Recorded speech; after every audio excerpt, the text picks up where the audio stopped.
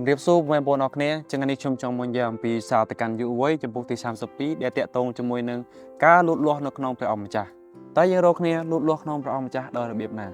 អញ្ចឹងនេះខ្ញុំនឹងប្រាប់បងប្អូនពីចំណុចខ្លះៗដែលតាក់ទងជាមួយនឹងការលូតលាស់នៅក្នុងព្រះអង្គម្ចាស់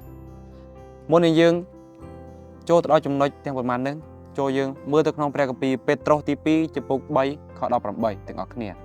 ចូលឲ្យអ្នករកគ្នាចម្រើនឡើងក្នុងព្រះគុណហើយក្នុងការស្គាល់ដល់ព្រះយេស៊ូវគ្រីស្ទជាព្រះអម្ចាស់សង្គ្រោះយើងរាល់គ្នា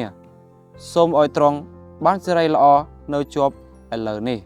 ដល់រាបដល់អស់កលជានិច្ចអាមែននៅពេលដែលពួកបងប្អូនបានឮនៅក្នុងខព្រះគម្ពីរនេះហើយគឺនិយាយតាក់ទងជាមួយនឹងការរីកចម្រើននៅក្នុងព្រះគ្រីស្ទអញ្ចឹងខ្ញុំនឹងប្រាប់ចំណុចខ្លះៗដែលតាក់ទងជាមួយនឹងការរីកចម្រើនរបស់ព្រះគ្រីស្ទទីមួយនោះគឺយើងជាកូនរបស់ព្រះ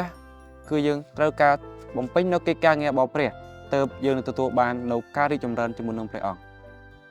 ទី2យើងត្រូវការបំពេញនៅកិច្ចការងាររបស់ទ្រង់ដោយយកដំណឹងល្អរបស់ទ្រង់ទៅប្រាប់ពិភពលោកឲ្យគេបានដឹងពីព្រះនាមរបស់ព្រះអង្គនោះទើបធ្វើឲ្យក្តីជំនឿរបស់យើងជាមួយនឹងព្រះកាន់តែរីកចម្រើនអញ្ចឹងគឺមានចំណុចច្រើនទៀតដែលនិយាយតាក់ទងជាមួយនឹងការរីកចម្រើននៅក្នុងព្រះគ្រីស្ទពួកបងប្អូនត្រូវដឹងថានៅពេលដែលយើងជាគ្រីស្ទានបើសិនជាយើងមិនយកនៅព្រះនាមរបស់ទ្រង់ទៅចែកចាយទៅកាន់អ្នកដែលគេមិនបានស្គាល់ព្រះនាមរបស់ទ្រង់ទេគឺយើងមិនអាចរីកចម្រើននៅក្នុងព្រះអង្គបានទេមានន័យថាយើងជឿព្រះគឺយើងចង់បានសង្គ្រោះតែម្នាក់ឯងយើងមិនចង់យកដំណឹងល្អរបស់ព្រះទៅប្រាប់គេនោះទេអញ្ចឹងគឺព្រះអង្គទ្រង់មិនពេញចិត្តនៅអ្វីដែលយើងធ្វើបែបនោះទេព្រះអង្គចង់ឲ្យយើងយកព្រះនាមរបស់ទ្រង់ទៅចែកចាយដល់អ្នកដែលគេមិនបានឮឬ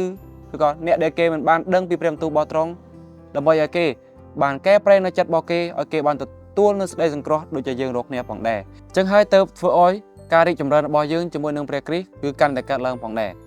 សេចក្តីស្រឡាញ់របស់ព្រះគឺមិនអាចកាត់ថ្លៃបានទេព្រះអង្គទ្រង់ស្រឡាញ់យើងព្រះអង្គទ្រង់ជួយយើងនៅពេលដែលយើងខ្វះខាតព្រះអង្គទ្រង់បានសន្យាថានៅពេលដែលកូនរបស់ទ្រង់ត្រូវការគឺព្រះអង្គទ្រង់តែងតែនៅក្បែរជានិច្ចនៅពេលដែលកូនរបស់ទ្រង់ខ្លាចគឺព្រះអង្គទ្រង់តែងតែលើកទឹកចិត្តមិនឲ្យយើងមានការភ័យខ្លាចផងដែរអញ្ចឹងហើយទៅយើងរកគ្នាត្រូវការទូចិត្តទៅលើព្រះទាំងត្រង់ទៅធ្វើឲ្យសេចក្តីជំនឿរបស់យើងកាន់តែរីកចម្រើនជាមួយនឹងព្រះអង្គសាតាំងគឺវាមិនអាចលបងយើងបានទេបើសិនជាសេចក្តីជំនឿរបស់យើងនៅជាប់ជាមួយនឹងព្រះអង្គហើយសេចក្តីជំនឿរបស់យើងអាចយកឈ្នះលើវាបានផងដែរអញ្ចឹងហើយសារតកាន់យុវវ័យថ្ងៃនេះគឺខ្ញុំមានតែប៉ុណ្្នឹងឯងខ្ញុំក៏សូមអរគុណដល់ពុកម៉ែបងប្អូនអរគ្នាសម្រាប់ការទស្សនានៃវីដេអូនេះសូមអរគុណនិងសូមជម្រាបលា